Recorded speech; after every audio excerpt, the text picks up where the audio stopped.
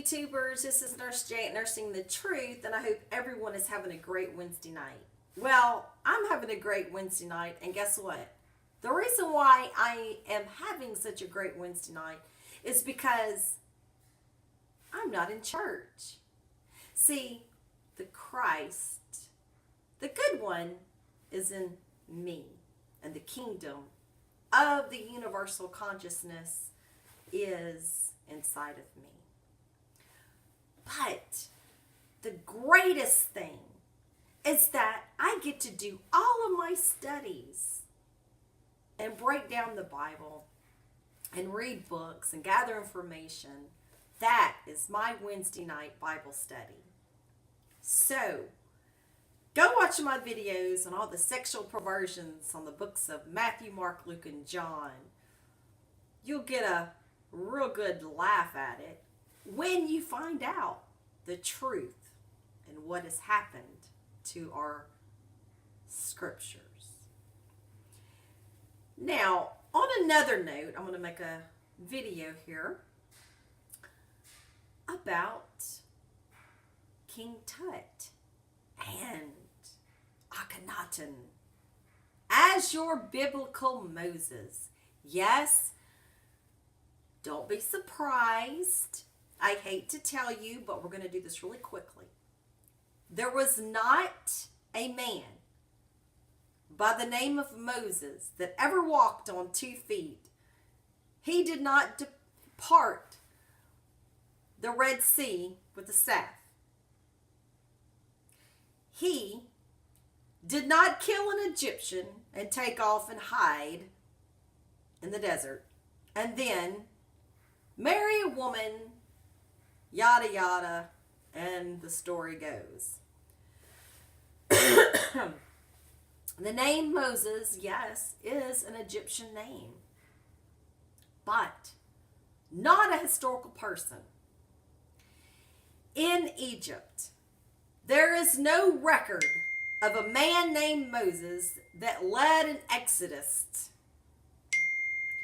and did everything that was in the Old Testament. No writings, no hieroglyphs, nothing of the sort. So, who is this masked man? Well, we do know in the ancient sources of Manetho and Apion, and Josephus talks about these people. You will find very interesting stories, truth seekers, because, like I said, the great library of Alexandria, see, at least I can give this much thanks to Greek. As far as preserving the way of life, not doing that much difficulty to the Egyptians, and even took their customs to some degree. But when the Romans came, oh, my friends, that is when it has been over. They took all of the ancient documents and scrolls and set us back over 1,000 years into the Dark Ages and burned the beloved learning center and the medical schools and the wonderful things of philosophy and theology. So tonight, I'm going to talk to you about the Tutankhamun Exodus conspiracy. My beloved King Tut, the bloodline that I represent. The book is by Andrew Collins and Chris Ogilvie Harold. And my son just made it home to Dallas, so I'm very happy. He just left this morning. We had a great time. So, let me just kind of give you a little backdrop about all this. This is a very good book, okay? You have to read it, and it will make you go, that like that song, some things that make you go, Now, the first person that really came out and was wondering if Moses was a real person or not. Let me turn around and get this book for you.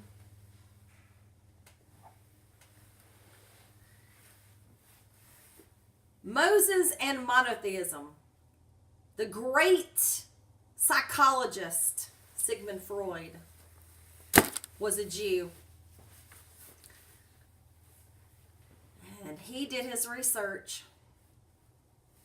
and said that Moses possibly and could have been Akhenaten.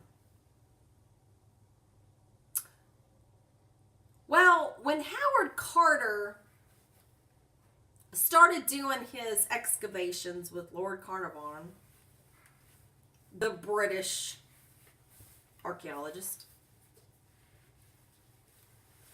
that was actually funded by the Rothschilds, and they come across King Tut's tomb. It took 10 years to adequately transport from the Valley of the Kings to Cairo, calculate, document, categorize, clean, and write and description of everything that there was. Had over 3,000 to 4,000 artifacts in one tomb. And yes, Nurse J stood in the tomb of her beloved descendant, Tutankhamun. And I took a picture beside him laying in peace. Now, as Carter lifted up the sarcophagi and he got to the body, there was scrolls in there. And King Tut had things on him that you don't know about.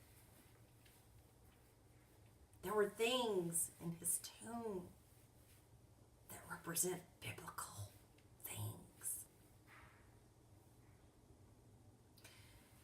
Howard Carter took this scroll and he took it and he deciphered and he read the hieroglyphs. And he said, we have a problem. This, what I have in my hand, is the Exodus story.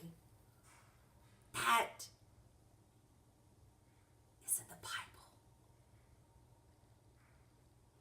But it has been plagiarized. It is not the truth. It was Akhenaten, that was Moses that led these people out from Amarna.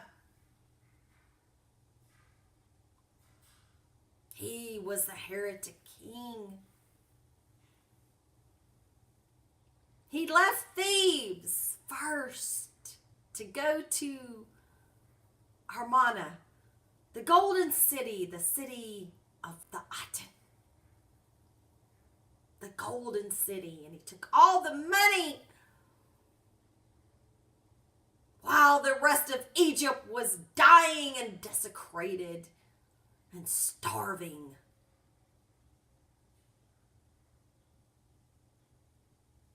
For what? And there was a revolt. They've had enough of the oligarchy from a man, the dictator, the crazy mother T.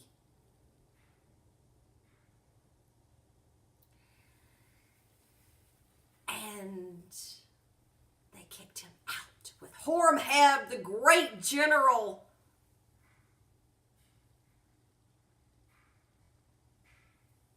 Howard Carter had it in the palm of his hand. He went and said, I am going to tell the American people what I have found.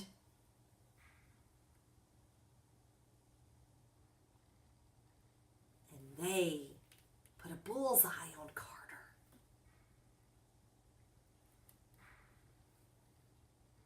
Took his excavations away and said, don't you dare tell anybody what you saw or read.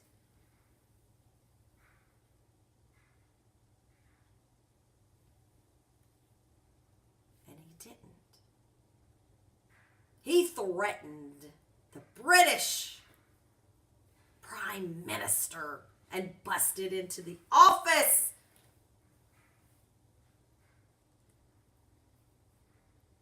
He was our Savior.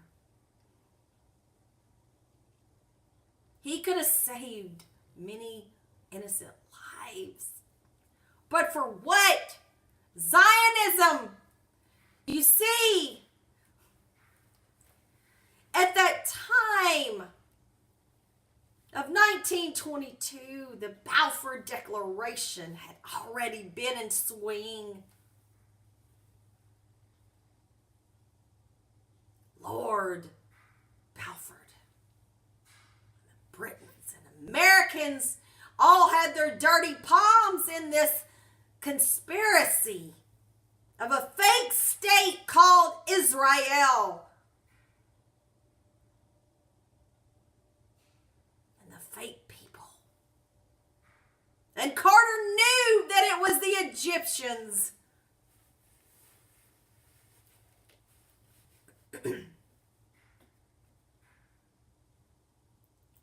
You see, my friends, we have been hoodwinked. We have been bamboozled at the greatest extent of the world. The scroll that was found in Tut's tomb that Carter had in his hand and his grasp is gone. Hidden, burned, and Carter is dead. Carnarvon is dead. He was married to a Rothschild. His wife was a Rothschild. Rothschilds knew.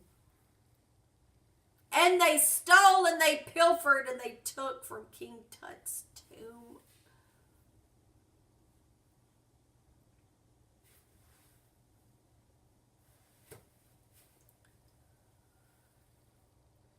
From that point, Carter was discredited. He said, people should know about this, what I have discovered.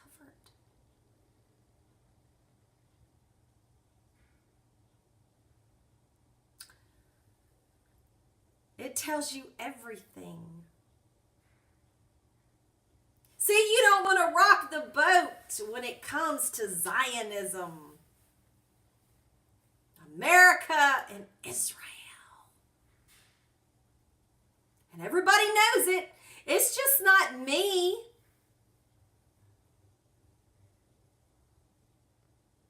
The masses are waking up, and there's nothing that you can do about it. Once your DNA is on, it's on. The truth factor is set in, and your mind is made up. There's no going back, and there's nothing you can do to put it back in the box once it's out.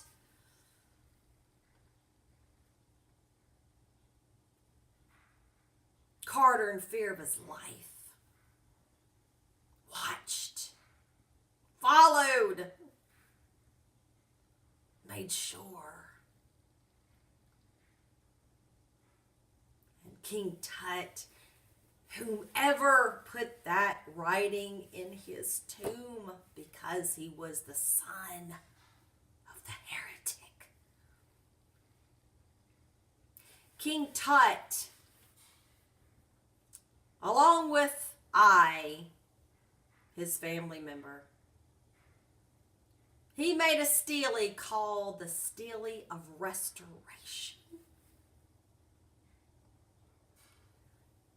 It doesn't have to say Akhenaten. Read between the lines and pull it up on your internet.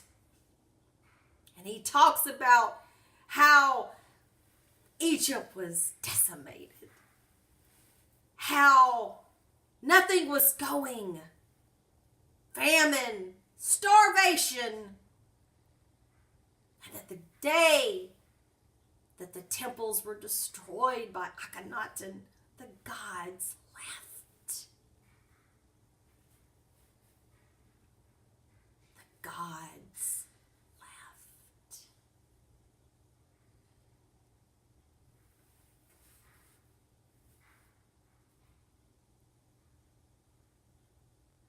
You see, in the Bible, and the life of Akhenaten is in plain sight.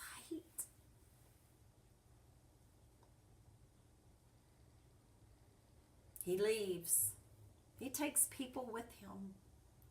And you see, our wonderful Manetho and Apion of the day writes about this. You see, every pharaoh is a high priest, and they're initiated into the mystery schools of Egypt. And they're given titles and they're given names. And every high priest is a priest of Osiris. Osarseph, high priest of Osiris.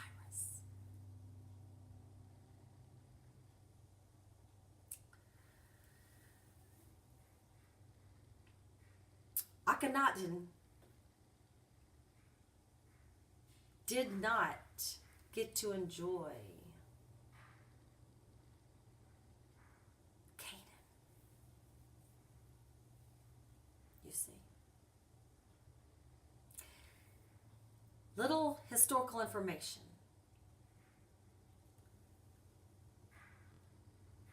In the reign of the great 18th dynasty,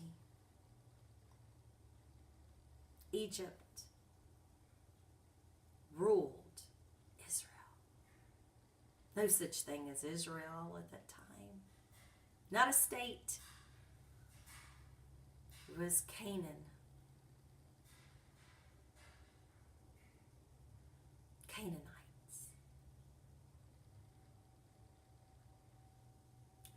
Tutmosis III, which means born of Thoth. They venerated God Thoth. That was their God of truth and wisdom.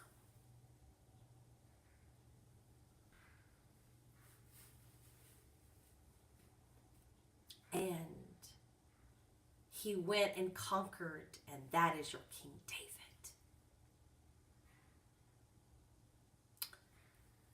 And set up garrisons and a fortified wall, written in stone at the Karnak temple.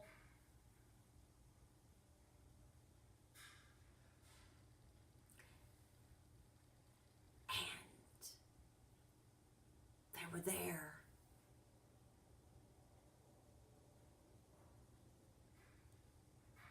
How can you, Moses, leave Egypt to go to Egypt?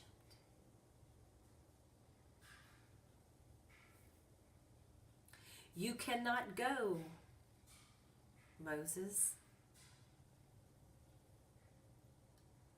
to a land that you think you are going to get, Moses, when in fact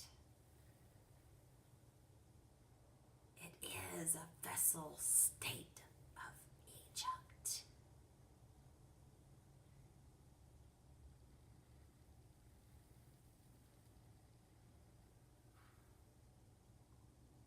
These people that went with Akhenaten were Egyptians. But they did have mixtures of other blood that could have been your Hebrew.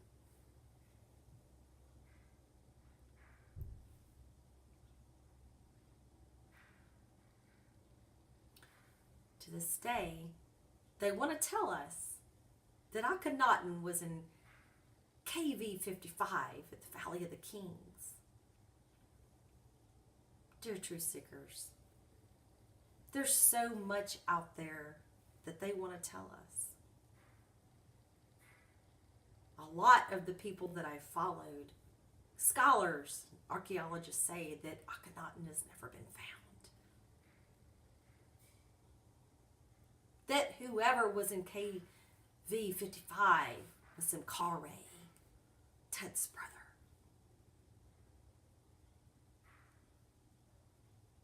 They will tell us anything. They've got this world so messed up, you don't know what shoe to put on in the morning.